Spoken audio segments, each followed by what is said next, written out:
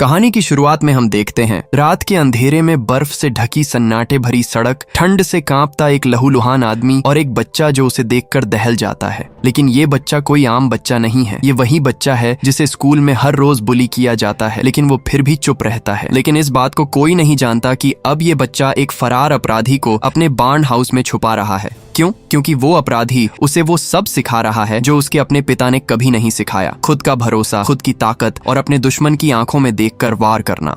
तो चलिए बिना देर किए जानते हैं 2018 की इस crime thriller the parts you lose की पूरी कहानी। दोस्तों, कहानी शुरू होती है नॉर्थ डकोटा के एक सुनसान कंट्री रोड से, जहां वेस्ली नाम का एक बहरा बच्चा स्कूल बस का इंतजार कर रहा होता है। बस आती है और वो हमेशा की तरह आखिरी सीट पर बैठता है। रास्ते में कुछ बच्चे बस पर स्नोबॉल फेंकते हैं और उसे रॉकेट कहकर चिढ़ाते हैं। वेस्ली बहरे बच्चों के स्कूल में पढ़ता है, जहां सब साइन लैंग्वेज में सीख रहे होते हैं। लेकिन वहां एक बदमाश लड़का उसे रोज परेशान करता है, उसके बालों में नाक का मैल लगा देता है और वेस्ली वो ऐसे करता है जैसे उसे कुछ दिख ही नहीं रहा। स्कूल खत्म होने के बाद वो जंगल से होते हुए घर लौटता है। उसका परिवार एक छोटे से कम्यून में रहता है। डिनर के दौरान उसकी माँ गेल मॉर्गेज डिलिनक्वेंसी नोटिस पढ़ती है, यानी घर का कर्ज नहीं चुका है। वो पूछती है, बच्चों रात में क्या खाना चाहिए? वेस्ली की छोटी बहन एम्बर मजाक में कहती है, मगरमच्छ, और सब हंस पड़ते हैं। शाम को वेस्ली अपनी माँ के साथ चेकर्स खेलता है और उसे हरा देता है। हालांकि लगता है माँ ने जानबूझकर हार मानी ताकि उसका हौसला बढ़े। अगले दिन स्कूल जाते वक्त वेस्ली रास्ते में एक बड़ा रोड ब्लॉक देखता है, ढेरों पुलिस गाड़ियां, एक एम्बुलेंस और बहुत ज्यादा हलचल। शाम को घर पहुंचता है तो माँ खुशखबरी सुनाती है, तुम्हारे पापा रॉनी वापस आ गए हैं। वेस्ली बिल्कुल खुश नहीं होता। रॉनी ट्रक ड्राइवर है और वो कहता है, पता नहीं बॉस कब अगला ट्रिप दे दें। डिनर के दौरान वो हाल ही में हुई एक शूटिंग की बात करता है जिसमें 4 लोग मारे गए और न्यूज पर भी खूब शोर मचा। तभी गेल बात बदलती है और बताती है कि वेस्ली ने हिस्ट्री टेस्ट में पिन्यामन में से 95 नंबर लाए, बस एक सवाल गलत किया, बैटल ऑफ सैराटोगा वाला। रॉनी को कोई फर्क नहीं पड़ता, बस बोलता है, वो तो मुश्किल सवाल है। फिर रॉनी अपनी पत्नी से कहता है कि वो साइन लैंग्वेज क्यों कर रही है। बच्चा हियरिंग एड पहनता है और होंठ पढ़ सकता है, उसे सामान्य बच्चे की तरह ट्रीट करो, जिससे वो चिढ़ जाता है। गेल बिना साइन किए पूछती है तो वेस्ली सिर हिलाता है और रॉनी खुश होता है, देखा ये ठीक से सुन सकता है। अगली सुबह रॉनी बताता है कि माँ दादी के घर बिस्मार्क गई है और वो खुद वेस्ली का ख्याल रखेगा। स्कूल में वो बदमाश फिर से उसके बालों में मैल लगा देता है और वेस्ली फिर भी कुछ नहीं करता। घर लौटते वक्त जंगल के रास्ते उसे एक आदमी बर्फ में पड़ा दिखता है, उसके हाथों पर खून है। वो वेस्ली से कहता है,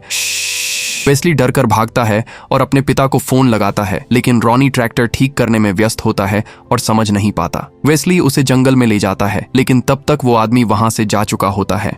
सुबह उठकर वो आदमी देखता है कि लड़का अभी भी वहां है। वो समझ जाता है कि वेस्ली सुन नहीं सकता, इसीलिए वो धीरे से कहता है, टेंशन मत लो, तुम इतना नहीं मिस कर रहे हो। फिर वो अपना स्वेटर ऊपर करता है और वेस्ली को उसकी बुलेट की गोली लगा घाव दिखता है। वेस्ली घर से दवाइयां लाता है और वो आदमी खुद अपना जख्म टांके लगा लेता है। टीवी पर वही शूटिंग वाली खबर चल रही होती है। वेस्ली अपनी प्लेट का खाना टॉय बॉक्स में छुपाकर बार्न हाउस में ले जाता है। वो आदमी कहता है, तेरी माँ बहुत अच्छा खाना बनाती है। वो वहाँ से जाने की कोशिश करता है, लेकिन चलते ही उसके पांव डिग जाते हैं। ऊपर सर्च हेलीकॉप्टर की आवाज सुनाई देती है। तब वो वेस्ली से मदद मांगता है। उसे एक सड़क किनारे के कैफे में एक ट्रक ड्राइवर तक एक रिंग पहुंचाने को कहता है। वेस्ली वैसा ही करता है। ट्रक ड्राइवर उसे रिंग देखता है तो गाड़ी रोकता है, एक लिफाफा लेता है और कहता है 2 हफ्ते लगेंगे। जब वेस्ली लिफाफा लेकर खलिहान लौटता है तो उसमें एक फोन निकलता है। वो आदमी कहता है, तुझे यहाँ थोड़ी देर और ठहरना पड़ेगा। फिर वेस्ली उसके लिए अपने पिता के गर्म कपड़े ले आता है और उसे एक्सरसाइज करते देखता है।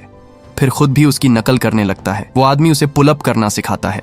एक दिन वेस्ली उसके साथ चेकर्स खेलता है और हर बार हारता है। गुस्से में बोर्ड फेंक देता है। तब वो आदमी कहता है, बस क्योंकि तू बहरा है तो मैं तुझे जीतने दूंगा, तू वैसे भी जीतता नहीं। फिर उसे चालें सिखाता है, हर चाल के बारे में गहराई से सोचने को बोलता है। वो वेस्ली से पूछता है कि उसके बालों में मैल क्यों लगता है और वेस्ली उसे स्कूल के बदमाश के बारे में बताता है। तब वो आदमी एक थर्मस और गुल्लक लाता है। गुल्लक तोड़कर सिक्के थर्मस में भरता है, उसे बैग में डालता है और एक धातु के टैंक पर जोर से मारता है, जिससे भारी आवाज होती है। फिर वही बैग वेस्ली को थमाकर कहता है, मार, पूरे जोर से मार और अपना सारा गुस्सा निकाल दे। वेस्ली शुरू में हल्का मारता है, लेकिन जब वो आदमी उसे भड़काता है, तुझे क्या हो गया है, ऐसे मत करना एक बेवकूफ की तरह, तो वेस्ली का गुस्सा फूट पड़ता है और वो पूरी ताकत से वार करता है।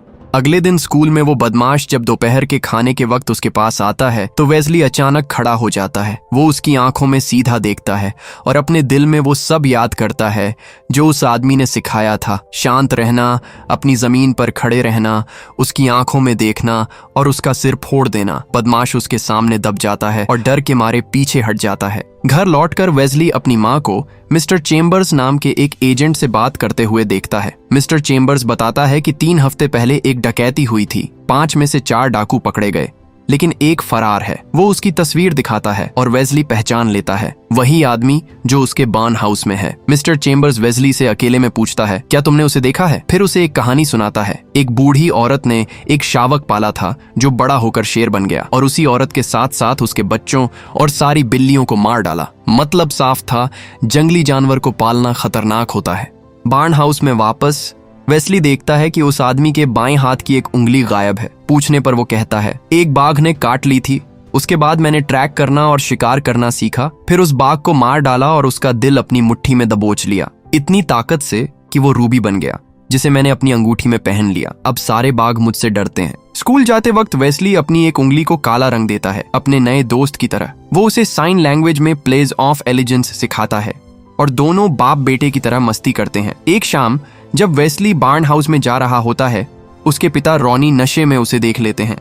रॉनी चिल्लाता है, घर में कुछ काम नहीं करता ठीक, ना ट्रैक्टर ना टीवी। मेरे बाप तो सब कुछ एक ठोंक से ठीक कर देते थे। और वो टीवी पर मुक्का मारने लगता है, फिर लात मारता है। अगली सुबह वेस्ली के चेहरे पर चोट के निशान देखकर वो आदमी समझ जाता है और वेस्ली चुपचाप चला जाता है। कुछ दिन बाद रॉनी बार में शराब पी रहा होता है। बाहर पेशाब करने जाता है तो कोई उसके पास आकर खड़ा हो जाता है, क्या मैंने तुम्हारी मदद की? अगले ही पल रॉनी अस्पताल में है, बुरी तरह पिटा हुआ। वेस्ली और उसकी माँ उसे देखने आते हैं। हाउस में वो आदमी वेस्ली को अपनी जवानी की कहानी सुनाता है। उसके पिता ने घोड़े खरीदे थे, लेकिन उनके नाम रखने नहीं देते थे। एक दिन अस्तबल जल गया और बीमे से पैसा मिला। पिता ने सोचा, बिना नाम के चले गए तो अच्छा रहेगा।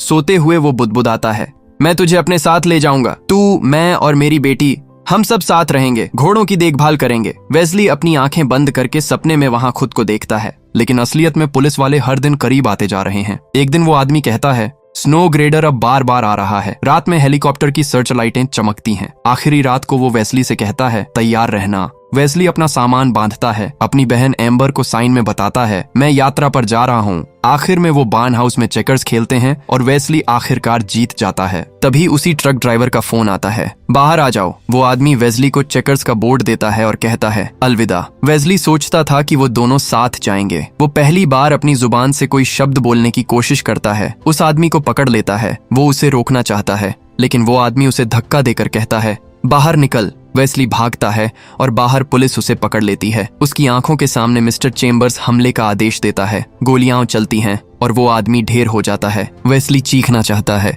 लेकिन उसके गले से कोई आवाज नहीं निकलती। अगले दिन बार्न हाउस के पास उसे चेकर्स का बोर्ड मिलता है। उस पर पैसे भरे हैं और ऊपर वो बाघ वाली अंगूठी रखी है। वेस्ली घर लौटता है, जहां उसके पिता रॉनी बैठे हैं। अब वही वेस्ली जो पहले डरता था, अब बिना डरे अपने पिता के पास जाता है। उदास और गुस्से से भरे चेहरे के साथ उन्हें हग करता है। फिर अपने कमरे में जाकर बिस्तर पर बैठता है और धीरे से उस अंगूठी को अपनी उंगली में पहन लेता है। ये थी कहानी film the parts you lose की। अगर आपको ये रिकैप पसंद आया हो तो कृपया वीडियो को लाइक करें और चैनल को सब्सक्राइब करें, ताकि ऐसी ही मजेदार कहानियां आप तक रेगुलरली पहुंचती रहें। धन्यवाद।